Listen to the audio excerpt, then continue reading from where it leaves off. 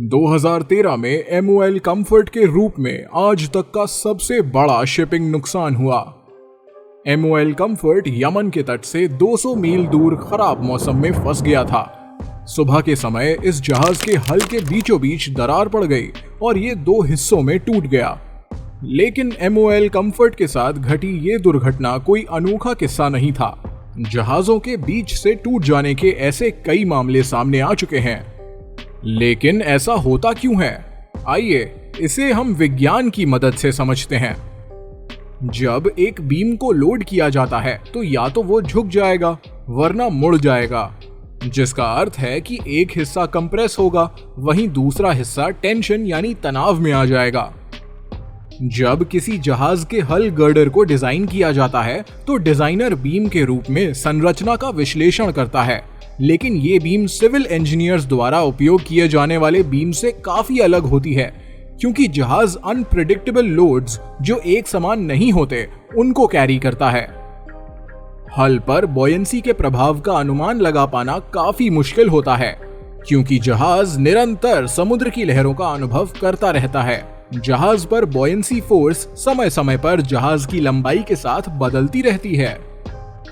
इसके अलावा जहाज हमेशा एक ही कार्गो लोडिंग स्थितियों में नहीं होता। जहां वे पूरी तरह से भरी हुई स्थिति में एक यात्रा कर सकता है, वहीं कई बार जहाज में कार्गो ही नहीं होता, जिसके कारण उसे बैलेस्ट वाटर से लोड किया जाता है। इसीलिए भार की अनिश्चितता को ध्यान में रखते हुए वेसल को बनाया जाता है। हम शहर या पोर्ट में जिन सिविल स्ट्रक्चर्स को देखते हैं उसमें यूज होने वाली बीम के विपरीत एक जहाज की संरचना के लिए जो बीम इस्तेमाल की जाती है, जिसे हल गर्डर भी कहते हैं, वो हमेशा एक इलास्टिक फाउंडेशन जो समुद्र की सतह मानी जाती है उसके द्वारा सपोर्टेड होता है। गर्डर पर बॉयंसी के फोर्स की दिशा ऊपर की ओर होती है और बॉयंसी का लॉन्गिट्यूडनल डिस्ट्रीब्यूशन जहाज के पानी के नीचे की वॉल्यूम के लॉन्गिट्यूडनल डिस्ट्रीब्यूशन पर निर्भर करता है। इसका मतलब है कि सामने और पीछे की छोर की तुलना में मिडशिप क्षेत्र में अधिक बॉयंसी होती है। ये हमें एक बॉयंसी डिस्ट्रीब्यूशन कर्व की ओर ले जाता है, जो कुछ इस तरह का दिखाई देता है। जहाज में बड़े सिस्टम और मशीनरी का वेट भी गर्डर पर भार में योगदान देता है और इसमें हल steel, machinery, outfit, cargo, fuel oil, lube oil, fresh water ballast और नॉन फ्यूल कार्गो के व्यक्तिगत वजन शामिल हैं। इन भारों के लॉन्गिट्यूडनल डिस्ट्रीब्यूशन और उनके मैग्नीट्यूड्स के आधार पर हम गर्डर पर पड़ रहे भार के लॉन्गिट्यूडनल डिस्ट्रीब्यूशन को प्राप्त करते हैं, जिसे वेट कर्व के रूप में जाना जाता है।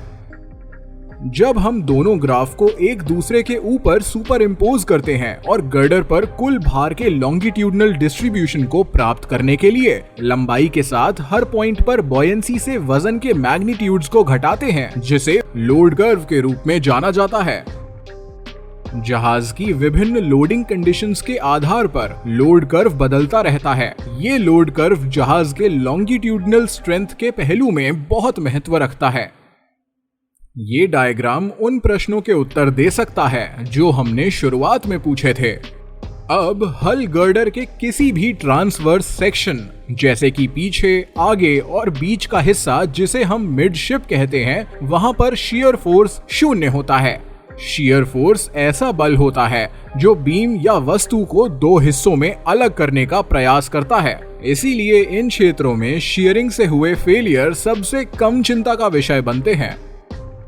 पार बेंडिंग मोमेंट हमेशा मिडशिप में अधिकतम होता है। इस प्रभाव के कारण बेंडिंग स्ट्रेस हमेशा किसी भी जहाज के मिडशिप क्षेत्र में सबसे ज्यादा होती है, भले ही जहाज की लोडिंग कंडीशन कुछ भी हो। जहाज अपने जीवन काल में किसी भी लोडिंग स्थिति का सामना करते समय मिडशिप में सबसे अधिक लोडिंग और बेंडिंग के प्रभाव को एक्सपीरियंस करता है।